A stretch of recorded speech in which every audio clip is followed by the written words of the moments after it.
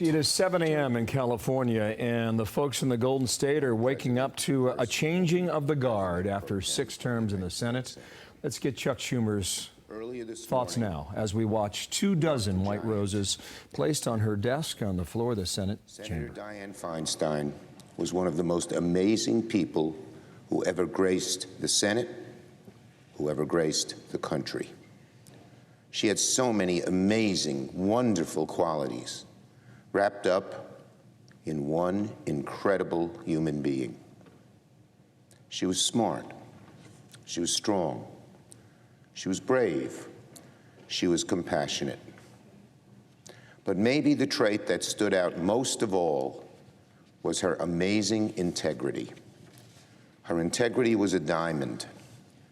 Her integrity shone like a beacon across the Senate and across the country for all to see and hopefully emulate. Dianne Feinstein would typically say, when you asked her how was she voting on something, "Let me study this issue before taking a position.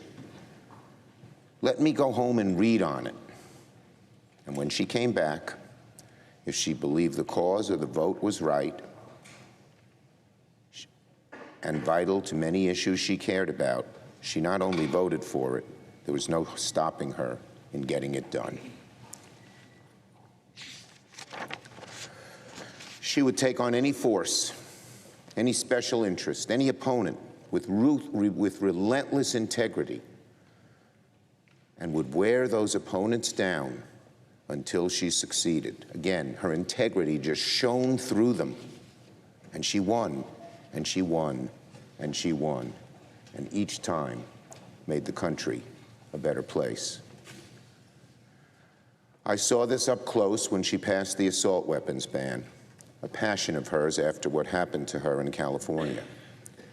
The NRA was a relentless, often mean-spirited and chauvinistic foe. They oozed vitriol against her, but they didn't scare her, they didn't stop her, and they failed against her. Like most of her opponents, they failed against her. Her perseverance, her strength, and most of all, her integrity shone through. I was privileged to carry the bill in the House after she had passed it in the Senate. She guided me every step of the way, and her strength and her integrity strengthened all of us who were fighting that uphill fight. And as we went through that bill, it became clear to me, Dianne Feinstein is not like the others. She's in a class of her own. Of course, it wasn't just the assault weapons ban she fought for. Her accomplishments also included championing the Violence Against Women Act, protecting oversight authority during the investigation into U.S. torture, fighting for climate justice, fighting for marriage equality, fighting for reproductive justice. The list goes on and on.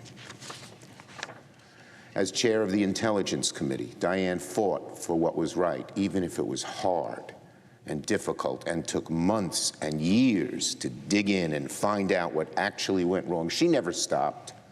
She took on the CIA and asserted Congress's oversight authority during the investigation into United States use of torture. And through all of her accomplishments, this one and all the others, she always displayed the quintessential grace and strength. None of these sons of guns against her ever rattled her. I remember a few years back when a particularly nasty senator tried to put Senator Feinstein down in a condescending, many would say chauvinistic way. She reacted not defensively, but with strength and poise and integrity. And within 3 minutes, she put this colleague in her place, in his place. And by the end of it, everyone in the room on both sides of the aisle was smiling.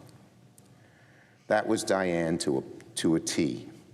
Powerful, prepared, unflappable. She had to be. Whenever she did something, she was often the first to do it. She was elected as the first woman president of the San Francisco Board of Supervisors, the first woman to serve as mayor of San Francisco, the first woman to serve as U.S. Senator for California, the first woman to chair both the Senate Rules and Intelligence Committees, the first woman member of the Senate Judiciary Committee, and the list goes on and on and on and on. Our nation will be forever thankful to Senator Feinstein for the accomplishments she fought for. I, too, am personally indebted to Dianne, not just as a colleague, which of course I am in so many ways as a colleague, but as a friend and as a father of 2 daughters. Dianne's work extended far beyond the United States Senate floor, as she gave a voice, a platform, and a leader to women throughout the country for decades. Dianne didn't just push down doors that were closed for women. She held them open for generations of women after her to follow her. She gave a voice, a platform, a model for women across the country who aspire to roles in leadership, in public service, who want to leave their own mark on the world, who want to make this country a better place for others. Today, there are 25 women serving in this chamber, and every one of them would admit they stand on Dianne's shoulders. So Dianne's impact extended far beyond the Senate floor and far beyond politics itself. So today, we grieve.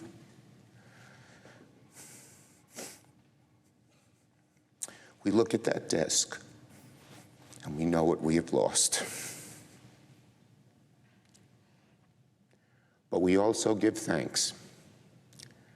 Thanks to someone so rarefied, so brave, so graceful a presence served in this chamber that someone like that served in this chamber for so many years. In closing, let me just say this. The sign of a leader is someone who dedicates the whole of their spirit for a cause greater than themselves. The sign of a hero is someone who fights for others, who endures for others, no matter the cost, no matter the odds. And the sign of a friend is someone who stands by your side to fight the good fight on the good days and on the bad. Dianne Feinstein was all of this and more. A friend, a hero for so many, a leader who changed the nation, a leader who changed the nature of the Senate and who changed the fabric of the nation, America, for the better. As the nation mourns this tremendous loss, we're comforted in knowing how many mountains Dianne moved, how many lives she impacted, how many glass ceilings she shattered along the way.